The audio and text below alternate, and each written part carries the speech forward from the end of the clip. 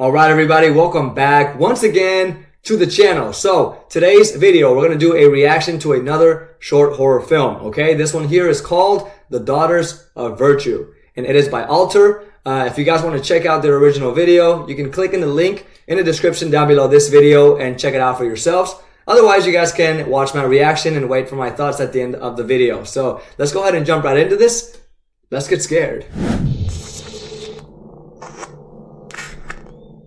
Alright, you guys, there you have it. That was The Sisters of Virtue.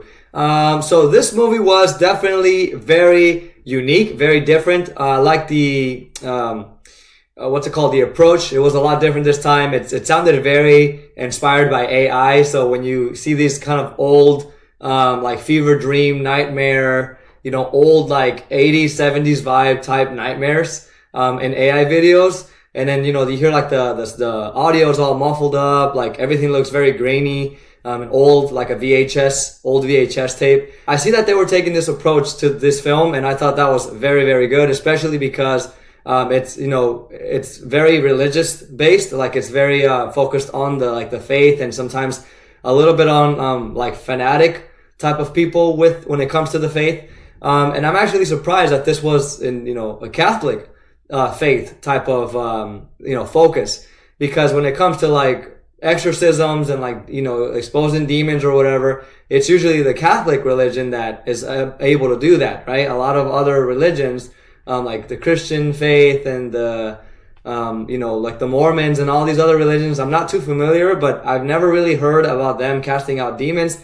I'm not too religious to that extreme, but I've seen where in films they focus a lot on demons and all of that and the devil. It's always the Catholic faith that's going up against that, so it's very nice to see that, knowing that I'm a Catholic, But when it comes to this film, the acting was just phenomenal. These women did a really good job. The ones that were very religious, like the mother, it looks like that was the mother of all the daughters, or unless she was just calling them like daughters, just like in a faith type of way, under God, or she was literally their biological mother. So I don't know. But, this woman, she did a really good job. She really reminded me of, this actress. I'm not too sure what her name is. I didn't even see her in any other movie, but, she was in See No Evil with, featuring Kane, which was a really good movie until they made like a part 2 on that. Just didn't really catch my attention. But, I love how she played that like very, psychotic, very religious, over-religious mother, controlling mother. And these other girls that were around her were super obedient and afraid towards her, like they were super obedient towards her. So the film starts out with this young girl that, looks like she had an affair with another man, because it looks like kind of like a one night thing that happened, and she wakes up and she's, gets out of bed and she dresses herself. And as she's doing that, we see this like little glimpse of, this shot of like a mechanic uniform that has a name tag on it that says Luther. And so, she's dressing up or changing and everything, and she's, putting her clothes back on and all of that after she gets out of bed, and then she walks out of the room. But when she walks out, we see that she left this cross, this like, necklace with a cross on it, next to the bed there on a nightstand or something. And so later on, it cuts to these, like, they're all, like the same woman with a bunch of other women around the room. They're all having like a little get together, drinking tea and sharing like some goodies. But then the mom, she realizes that one of the goodies that the girl shares, is rotten, and so that begins to, sort of connect to the plot of the film, where it's like when you're sinning, everything around you begins to rot, and it's like a symbolism, right? Of everything is beginning to rot as you're sinning. So when the mom discovers that this meal is now rotting that she gave to the women around them, the mom says, now I'm wondering what you've been giving your children, like, so I mean, are you paying attention to the food that you're giving them, kind of thing. And so as they're kind of going around the room, they're making a prayer or something like that. And so, each of them is like thanking God, asking God for more blessings and all of that. And then finally we get to one of the women that, she says like a prayer, but before she continues, she immediately admits that her husband has been having an affair. And she says that, he won't touch her, he won't pay attention to her, kind of thing. And, that's what she feels, right?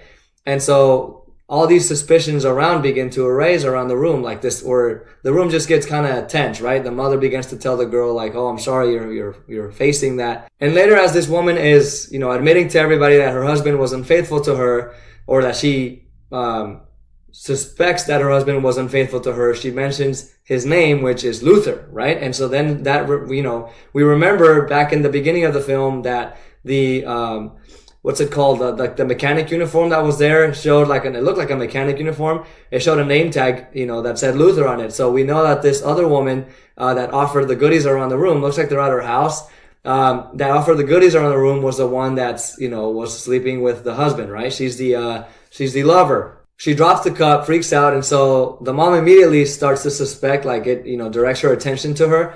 And so she's like, "Hey, I'm clumsy sometimes. I'm going to go and get some napkins or something." And she walks away. And so, later on when she goes to the room to check on her baby's not there.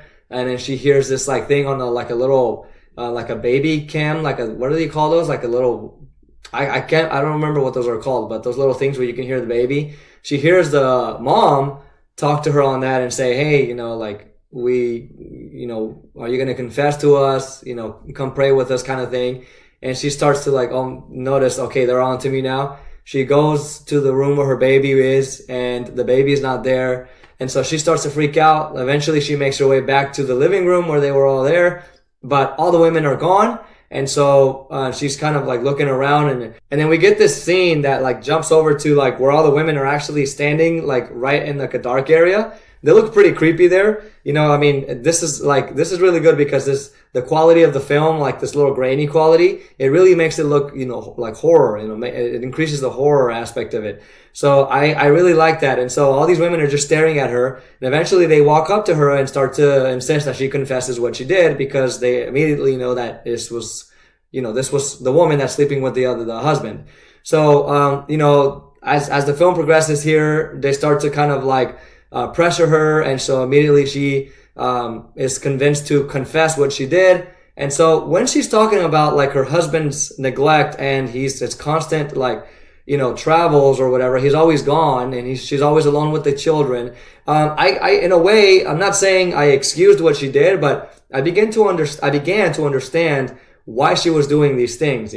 So sometimes in marriages, I understand a lot of people nowadays, they don't want to be in marriage, I myself just got married about 3 months ago or so. So it's definitely another life, but it's a beautiful life with a lot more responsibilities, and just, you have different priorities now, right? Your schedule is a lot busier, but it's a beautiful thing because now you mature as an individual, and you are ready to create a family to continue your legacy, to continue with the world here, to better the world, to continue with the next generation of people.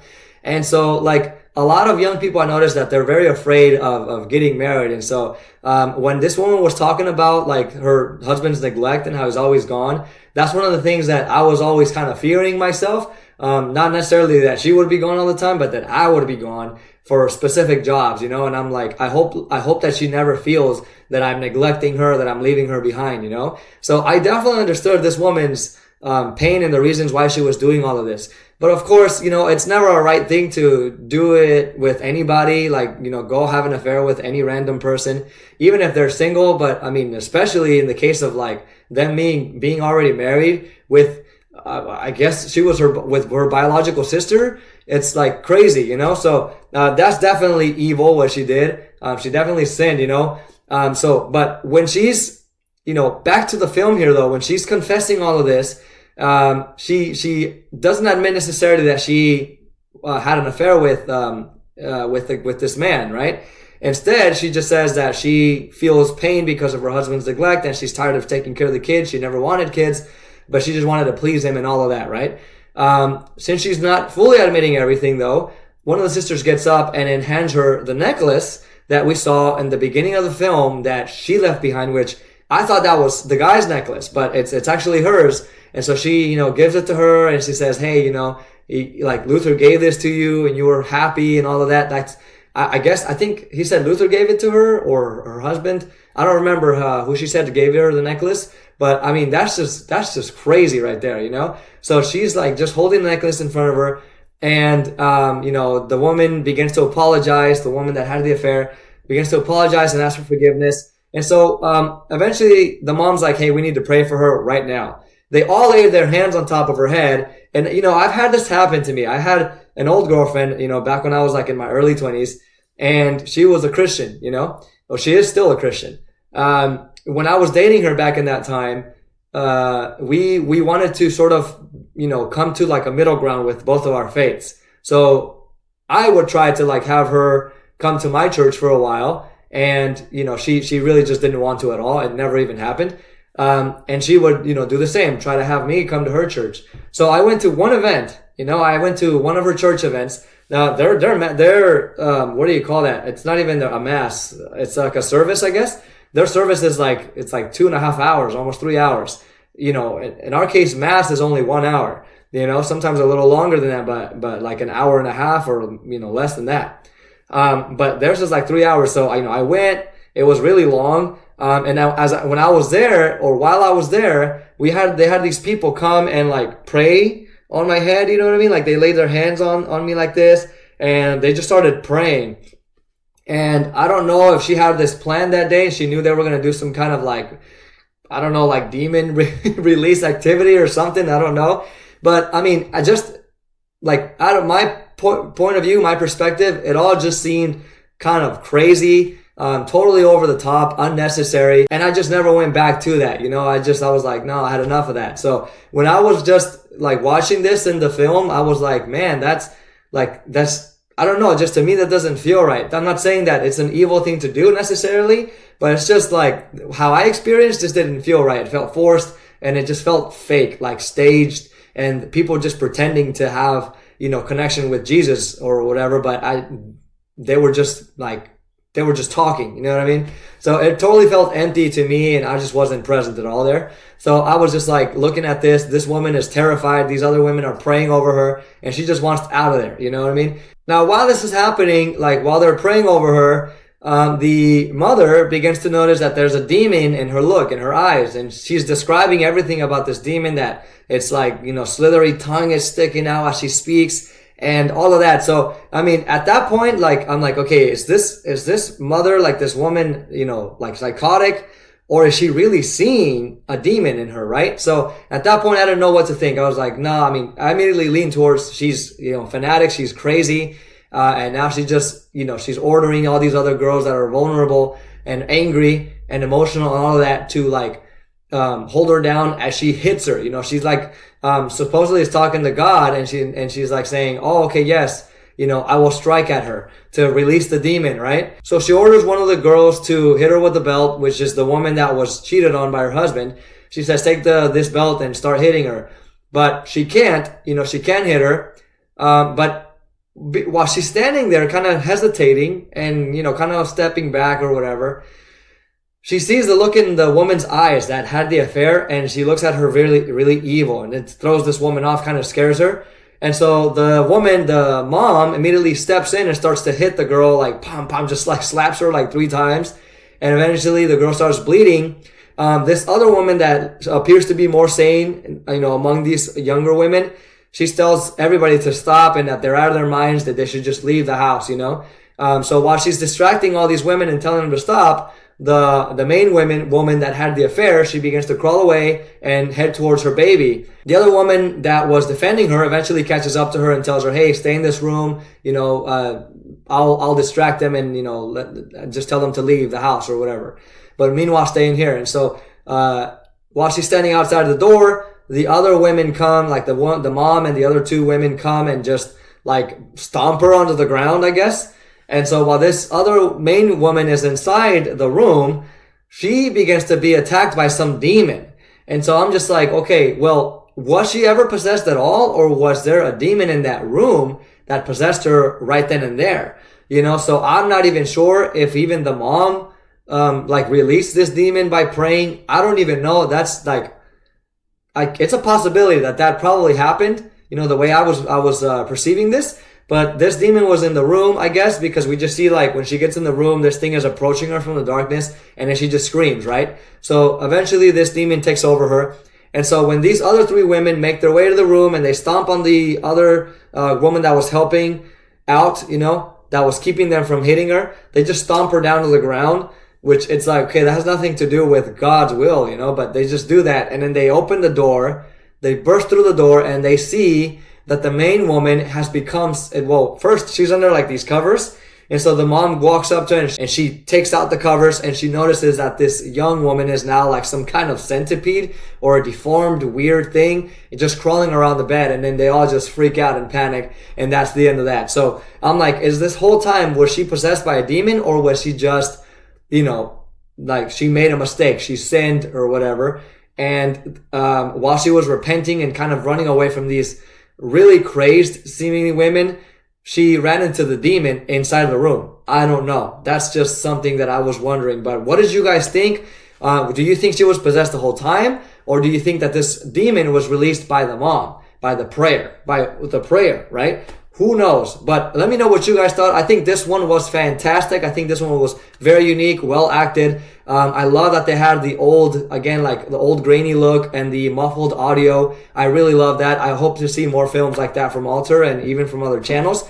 But anyway, you guys, that is it. Those are my thoughts. Hopefully you guys enjoyed this reaction. Hopefully you enjoyed the video. If you guys did, make sure to hit that subscribe button down below. Make sure to hit the like button and make sure to share the video with your friends and leave a comment down below if you have any suggestions or any thoughts about this video that we watched today together. All right, you guys, thank you for watching with me. I hope you guys have a wonderful day.